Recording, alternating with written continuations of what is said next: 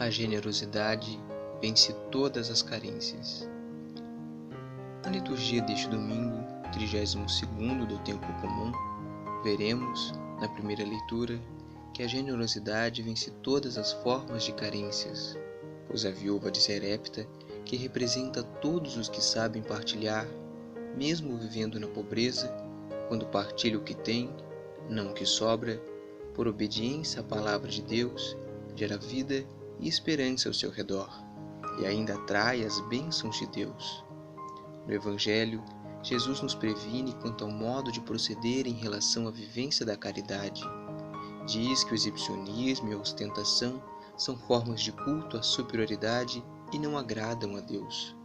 Ele nos diz que o que conta diante de Deus não é a quantidade que doamos, mas a disposição interior no agir, o afeto com que se oferece. Na oferta, não damos algo exterior, mas a si mesmo, extensão de nossa interioridade. A generosidade não é doar algo que sobra, mas até aquilo que nos custa e é mais necessário ainda na vida de outras pessoas que são carentes. Jesus observa o gesto da viúva no templo, que oferece não só o que pode, mas tudo o que tem. Santo Agostinho e o amor aos pobres. Para Santo Agostinho, os pobres devem ser amados com caridade. Eles geralmente não estão ligados a nós por vínculos naturais e afetivos. Além disso, a própria condição econômica, social, cultural e até física em que se encontram mais nos afastam do que nos aproximam deles. Portanto, se o nosso amor por eles for movido apenas por interesses desse tipo, é sinal que, de fato, jamais os amaremos. Então, só a verdadeira caridade pode nos aproximar dos pobres e nos fazer reconhecer neles o próximo, a quem devemos amar como a nós mesmos. Quem ama a Deus, pratica seus ensinamentos e passa a ver em cada ser humano carente de misericórdia o seu próximo. É diante dos pobres que somos provados se realmente amamos a Deus e demonstramos realmente o que move as nossas ações. Pode haver obra mais manifesta da caridade do que atender aos pobres? Provamos que encontramos a Deus e estamos em comunhão com Ele se amamos os pobres. Caso contrário, resta-nos ainda uma última chance: fazer da misericórdia para com os indigentes e necessitados o nosso caminho mais seguro para o encontro de Deus. É a caridade que nos une a Deus. Santo Agostinho nos diz que não devemos desejar que seja sempre existente pobres a fim de que não nos falte essa oportunidade de salvação. Pensar assim seria o mesmo que admitir que a nossa misericórdia não é autêntica, visto que ela não brota da verdadeira caridade. Quem age movido pela caridade não aceita que nenhum homem lhe seja inferior. Ao contrário, tudo faz para torná-los iguais. Assim, aquele que ama com perfeita caridade não se contenta apenas em dar o que lhe sobra, uma vez que ela desperta nele uma nova inquietude. Chama-se fome e sede de justiça, que o leva a lutar para corrigir as desigualdades sociais. Na verdade, não devemos desejar que haja miseráveis para termos ocasião de realizar obras de misericórdia. Tu dás pão a quem tem fome, mas melhor seria que ninguém passasse fome, que não tivesse ninguém para dar. Vestes o que está nu. Aprouve-se ao céu que todos fossem vestidos e que essa necessidade não se fizesse sentir. Todos esses serviços, com efeito, respondem a necessidades. Suprimi as carências e as obras de misericórdia cessarão. E as obras de misericórdia cessarão, quer dizer que o ardor da caridade cessará?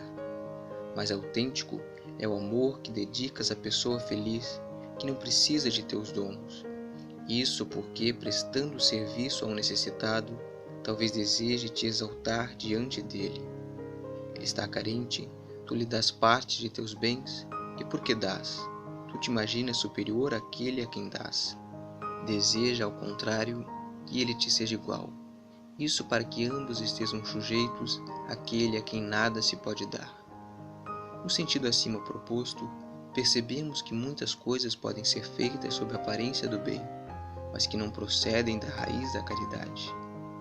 Nos relacionamentos humanos, com aparência de caridade, também reside o egoísmo, e este consiste em querer o bem somente a si próprio, esquecendo-se do outro. Mas também há a generosidade, que é a doação de si ao próximo. Egoísmo e generosidade estão misturados ao ser do homem. Tratava-se de um profundo desgosto pela vida, aliada ao grande medo de morrer. Quanto mais eu amava, creio eu, tanto mais odiava e temia a morte. Tal era meu estado de espírito. Portanto, se amamos a Deus, devemos nos aproximar dos pobres e não permitir que a mendicância os humilhe ainda mais. Devemos devolver o que lhe pertence por direito, isto é, nosso supérfluo.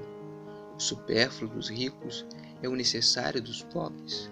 Possuem bens alheios os que possuem bens supérfluos. Santo Agostinho, quase no final da obra A Cidade de Deus, fala da paz temporal e da paz espiritual e afirma que o homem realiza sua felicidade só quando há equilíbrio entre essas duas pazes. Vejamos. Por paz temporal, ele entende a satisfação das necessidades do homem. Por paz espiritual, a da alma. Porém, ele acrescenta que não há paz espiritual sem a paz temporal. Com isto quer dizer que o fundamento, a base, ou melhor, a condição da paz espiritual é a paz temporal. Isto é, a satisfação das necessidades materiais do homem. Santo Agostinho pergunta-se: o que é a sobra? É o supérfluo? Então, o versículo evangélico significa: dai aos pobres o supérfluo. Mas Santo Agostinho não para aqui. Há que dar aos pobres como se fossem cães, as sobras? Excessivamente cômodo, mas pouco cristão. Santo Agostinho analisa profundamente o conceito de supérfluo. Supérfluo em relação a quem? Todo homem não está só, vive em sociedade. Quando o supérfluo define-se dentro da sociedade, então ele não é considerado em relação a mim como se eu estivesse sozinho no mundo ou se pudesse isolar-me dos demais. O supérfluo é definido em relação a mim porque sou sócios, membro pertencente a uma sociedade. Por conseguinte, para definir o meu supérfluo, aquilo que para mim é supérfluo, devo definir em relação ao outro, diz Santo Agostinho.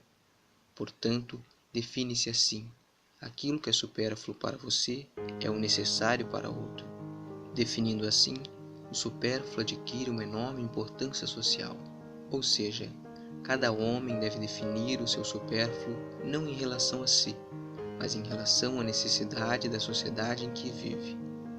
Santo Agostinho nos adverte quanto ao orgulho e à ostentação que muitas vezes, aparentemente, promovem ações em prol da justiça social e que exteriormente confunde-se com as ações da caridade.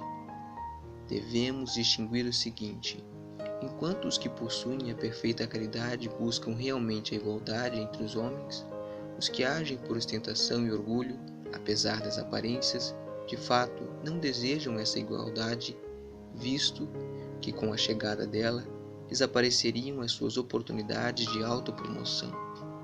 Devemos querer que todos os homens nos sejam iguais, pois a busca sincera e ativa dessa justiça social é uma das mais profundas expressões da verdadeira caridade. Boa reflexão e que possamos produzir muitos frutos para o reino de Deus.